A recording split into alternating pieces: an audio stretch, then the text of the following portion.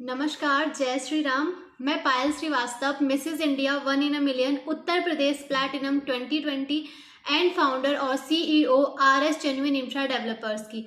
दोस्तों, आज हम बात करने वाले हैं अयोध्या में बन रहे श्री राम मंदिर के उद्घाटन की क्या डेट होगी, साथ ही मंदिर के बारे में जो भी थॉट्स हैं वहाँ को लेकर के, या जो वहाँ का शुरुआत से लेकर के अभी तक का जो टोटल डिटेल है, भूमि पूजन से लेकर के अभी तक कितना काम हुआ है और किस बेसिस पे ये डेट डिसाइड की गई है, उसके बारे में। तो आगे बढ़ते हैं। 15 जनवरी 2024 को होगा राम मंदिर का उद्घाटन। अभी ये डेट डिसाइड की गई है। इस मंदिर के लिए IIT के 5 डायरेक्टर्स ने बेस तैयार कर लिया है। भूकंप से भी मंदिर की नींव हिलेगी बिल्कुल भी नहीं।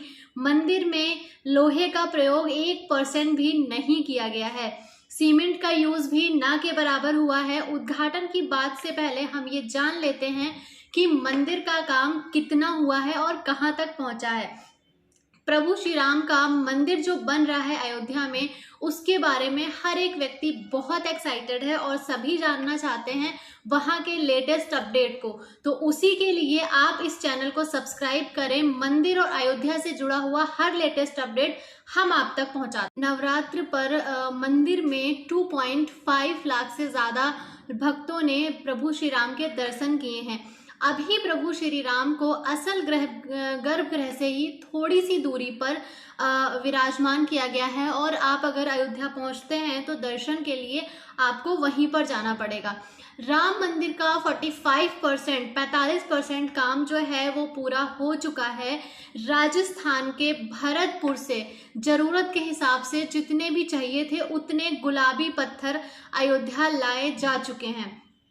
इसी सीरीज में अगर हम आगे बढ़ते हैं तो अयोध्या के जो मंदिर है उसका डेवलपमेंट कितना हुआ है, मैं पूरा डिटेल में आज आपको बताने वाली हूँ।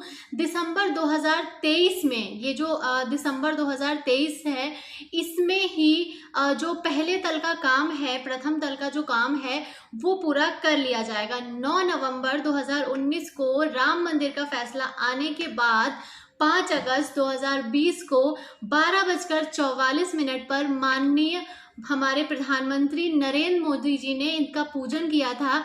नींव में 31 साल पुरानी 9 शिलाएं और चांदी की ईंट रखकर इसका उद्घाटन किया गया था।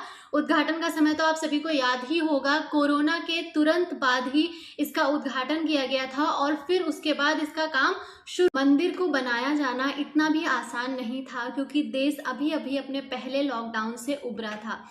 भूमि पूजन के बाद जो सबसे कठिन काम था वो था मंदिर की नींव बनाना, क्योंकि इस जमीन पर मिट्टी बिल्कुल भी नहीं थी, सिर्फ बालू ही थी। तो ऐसी स्थिति में देश के 5 IIT डायरेक्टर्स और प्रोफेसर्स की मीटिंग हुई और फिर इसका फाइनल जो था वो डिसाइड किया गया। 2 दिसंबर 2020 को मंदिर का जो नक्शा था वो पास हुआ और फिर ये तय किया गया कि क्या करना है और कैसे करना है। 6 एकड़ जमीन को 46 फीट गहराई तक जो है बालू निकालने का फैसला किया गया, और यहाँ से जो बालू हटाने का काम था वो लगभग आपका 3 महीने तक चला। 3 महीने तक इस 6 एकड़ जमीन में 46 फीट गहराई तक सिर्फ और सिर्फ बालू हटाने का ही काम किया गया था। अब इस गड्ढे को भरने के लिए IIT चेन्नई ने एक अलग तरीके का, एक खास तरीके का कंक्रीट तैयार किया था, जिसको अगले 7 महीनों तक 24 घंटे काम चलाकर, वो भी 2 शिफ्ट में, इसको गड्ढे को पूरी तरीके से भरा गया था। इसकी भरपाई में जो वहाँ पर लोहे का किसी भी प्रकार से कोई यूज़ नहीं किया गया था मंदिर के लिए। दिसंबर 2023 में पहले तल का काम पूरा किया गया था। मंदिर का जो मुख्य हिस्सा है वहाँ पर और भी ताकतवर कंक्रीट डाली गई है। मेन जो इसका तल आएगा वहाँ से 5 फीट ऊपर तक ये कंक्रीट की एक पूरी चट्टान का निर्माण किया गया है। नींव RCC से तैयार हुई है और लोहे का बिल्कुल भी यूज नहीं किया गया है। साल 2021 तक एक बड़ी चट्टान का निर्माण कर लिया गया था। ये पूरी एक बड़ी चट्टान थी जिसके ऊपर मंदिर का निर्माण कार्य किया जाएगा। अगस्त 2022 से नक्काशीदार पत्थरों के द्वारा इंस्टॉलेशन मंदिर को इंस्टॉल करने का काम शुरू कर दिया गया था और 2 महीनों में ही ग्राउंड लेवल पे 15% तक का काम पूरा कर लिया गया था। ये पूरा जो आपका मंदिर है, इसमें पत्थरों से जो मंदिर बनाया जाएगा उसकी जो कुल ऊंचाई होगी वो 161 फीट ऊंचाई होगी। इसके अलावा इसके जो पत्थर हैं ये भरतपुर राजस्थान के बंसी पहाड़पुर नामक गांव से लाए गए हैं और इनका जो रंग है वो हल्का गुलाबी रंग बहुत ही खूबसूरत है। ये एक तरीके का बलुई पत्थर है, बहुत ही खूबसूरत पत्थर है और ये इस पे नक्काशी करने में बहुत आसानी होती है और ये नक्काशी करने के बाद इसका कलर वैसे भी बहुत प्यारा है और नक्काशी करने के बाद ये और भी खूबसूरत दिखाई। बंसी पहाड़पुर से 4.75 लाख क्यूबिक फीट पत्थर लाए गए हैं।